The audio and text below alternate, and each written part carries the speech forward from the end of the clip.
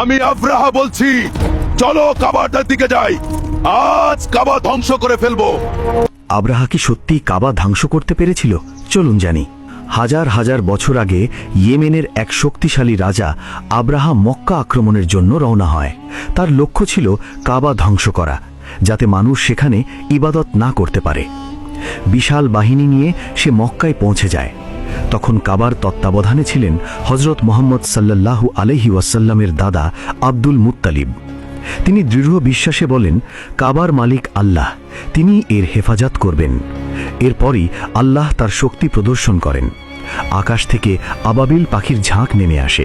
তাদের ঠোঁট ও পায়ে ছিল ছোট ছোট পাথর। সেই পাথর নিক্ষেপ করে তারা আব্রাহার বাহিনীকে সম্পূর্ণ ধ্বংস করে দেয়। আর আব্রাহা তার লক্ষ্য পূরণ করতে পারেনি। এই ঘটনা প্রমাণ করে কাবা আল্লাহর ঘর, আর আল্লাহই এর রক্ষক।